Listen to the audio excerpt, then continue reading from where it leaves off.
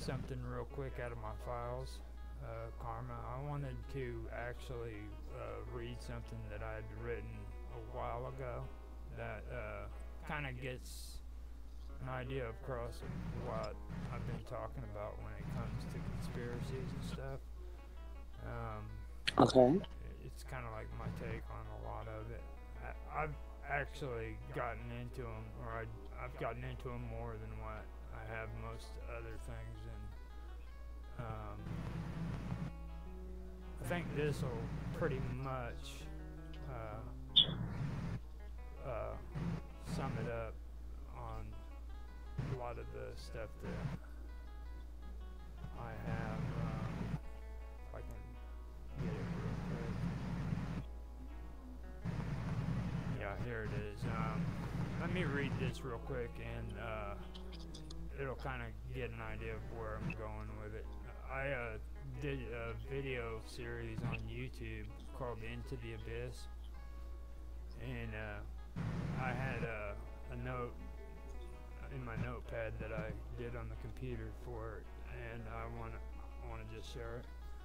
It goes, without shame, most people are cowards, filled with greed and vanity, always competing for resources, power, and notoriety. In order to gain these things, it's required that the masses must be controlled and influenced. In order to acquire resources, blood has to be spilled, and our young have to be sacrificed for the greater good. A life for a life for the sake of the spring, blood sacrificed in order for the water to flow. Lotteries created evolved into words like the draft, and our children soon march blindly into death's shadow. This was all done in the name of patriotism. Still, we are told that we must sacrifice our young for the sake of the many, and we do not take a moment to figure it out. We and the elites are not one and the same. We are segregated with two separate purposes and standards. The rich enjoy their wealth by manipulation through standards and symbolism, while exiled in Babylon, the Jewish created their texts in order to retain their identity as God's chosen people. They were living with pagan barbarians, of course, weren't they?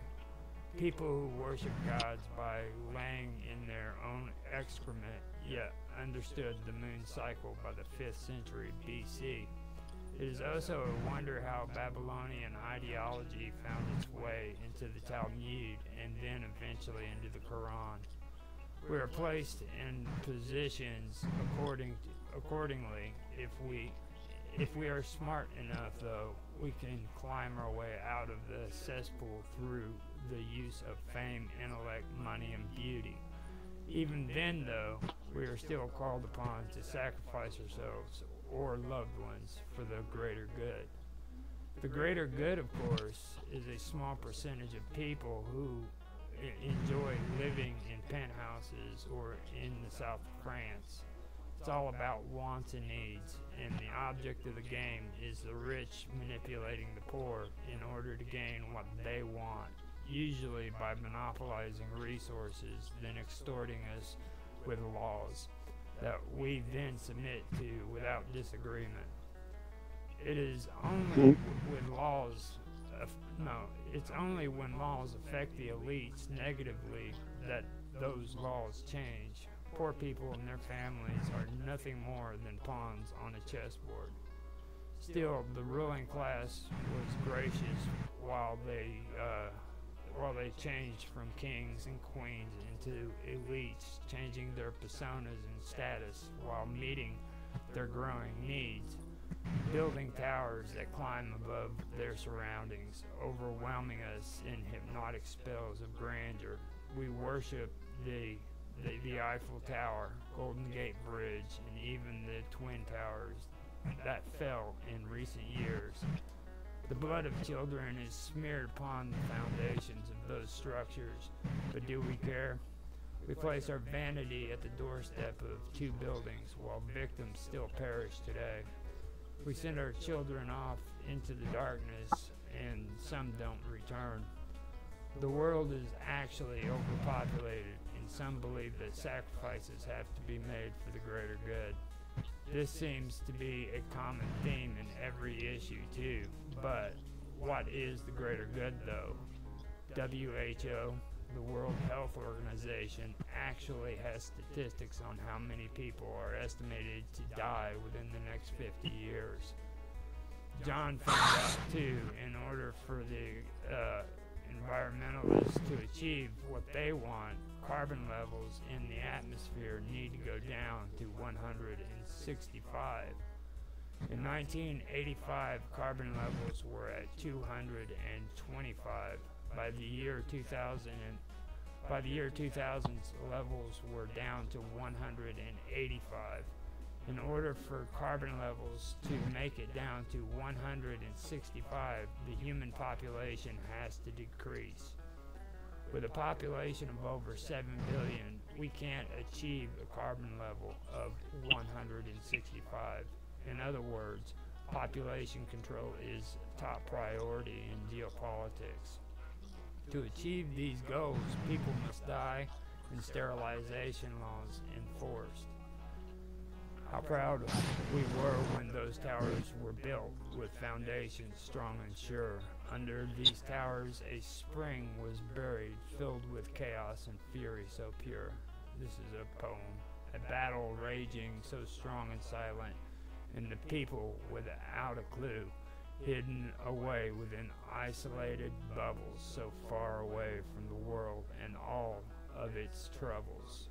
The earth began to rumble and the ground began to shake, while foundations began to crumble and those towers fell to the floor. Under the foundations we found two enemies battling one another, each burning with hatred, neither more furious than the other, battling over the spring, neither wishing the bloodshed to end, though if the bloodshed ends, the earth will no longer rumble, the ground will no longer shake, and the towers will no longer fall.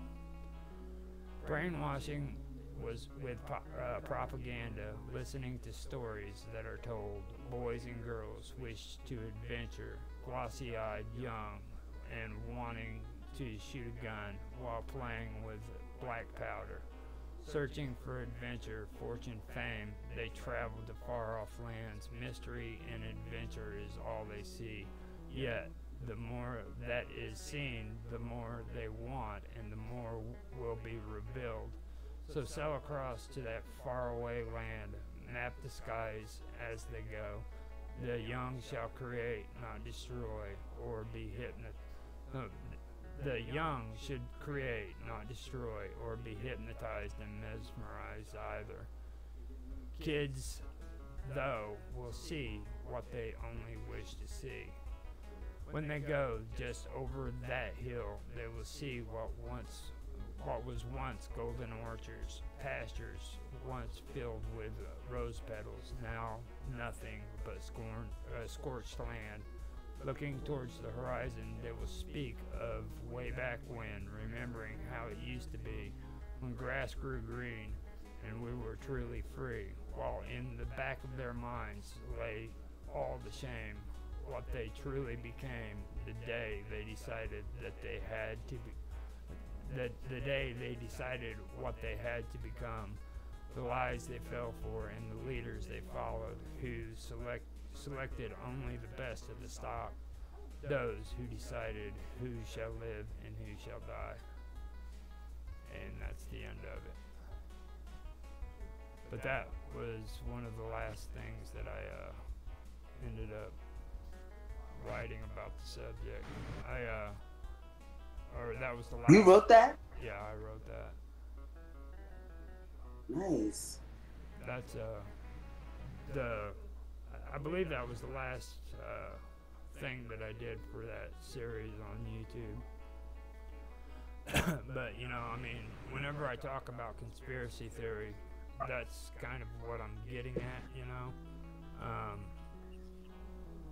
I think there's a lot of people out there who honestly believe that, you know, these things that are going on in our day-to-day lives aren't a part of a conspiracy when it's not the truth. It's like right there in front of our faces. We just don't see it because it's been happening for so long. You know what I mean? Yeah, have you ever heard of the Dredger Guidestones in Eberton, Dredger? Yeah. As a matter of fact, Yeah, it's written in stone that's about the separation of the languages, what languages should sustain, as well as the population control agenda, New World Order. if that was the one thing about um, chemtrails that I'd like to have him on here for because like he really gets into stuff like that. You know what I mean? He really talks about it and everything with his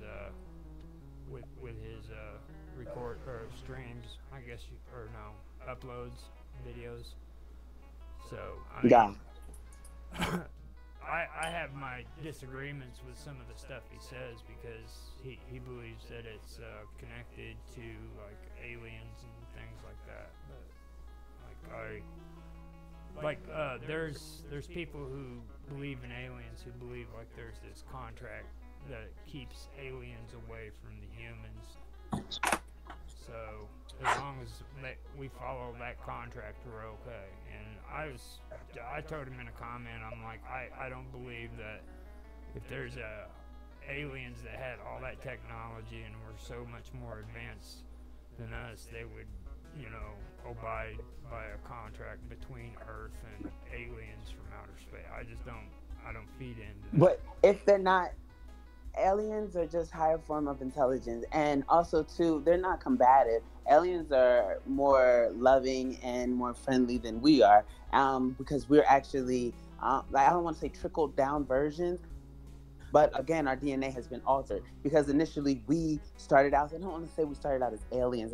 It's not true, but the same genetic capabilities, our DNA, we had the same makeup, and it was stored and instilled in us. But then, like I said, there was a separation. Again, the same thing for the desire of power.